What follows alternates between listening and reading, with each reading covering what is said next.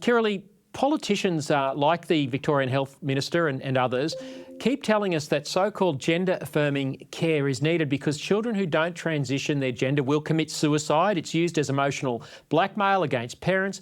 But you report on the Binary blog that new research from Finland debunks this. Correct. And it's something that, we've suspected all along. And there has been studies to show that suicide either stays the same or increases after transition.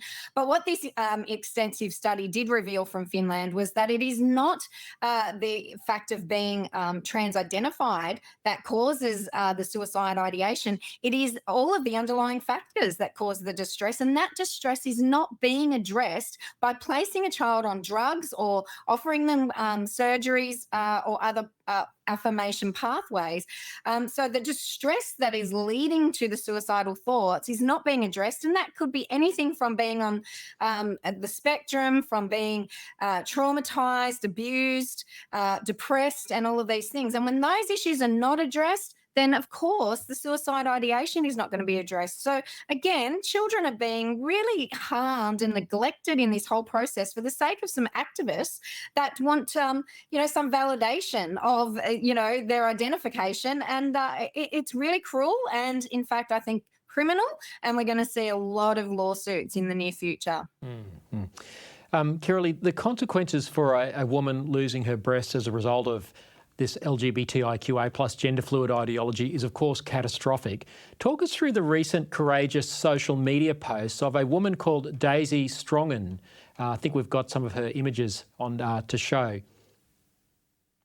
Look, this is so heartbreaking, Lyle, but good on Daisy for sharing it and for being so courageous and brave. It was a very vulnerable moment for her.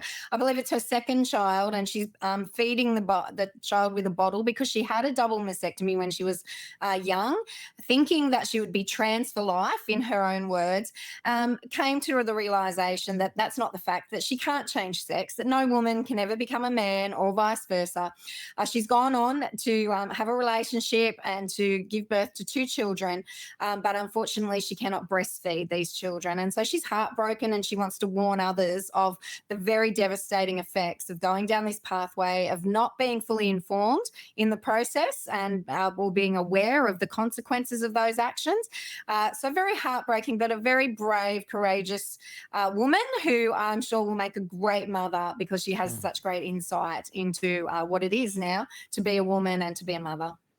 Yeah, how many more terrible stories of bodily harm do we have to see before politicians will act?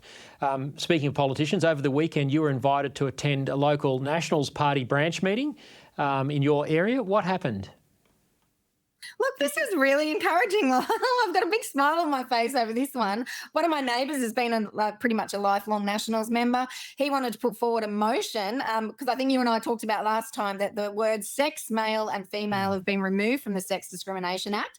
So he said, well, let's move it to put it back into the Act. And my local member, David Gillespie, was there. He's the federal member for Lyle.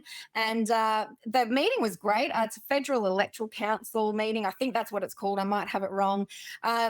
Bill moved the motion. I was able to speak to it as an observer, and it was accepted unanimously. So it will now go to the next level, progress through where the state conference will get to vote on that motion. And David Gillespie, he's a doctor, and he is, I will say, one of the only politicians that ever answered me in the early days when I said, what is a woman? And he gave me the medical correct term of what a female is. And he stood up in that meeting and he said he's 100% committed to this motion and to standing up for this reality. So very encouraging. And I hope that his courage will inspire courage in other politicians as well. Absolutely. And also, yeah. And inspire members of every political party. Yeah. I don't care what party you're with, do the same thing. Yep. Go and move a motion at your local branch meetings, and let's get all the political parties on board, because that's how we will get the change in the law.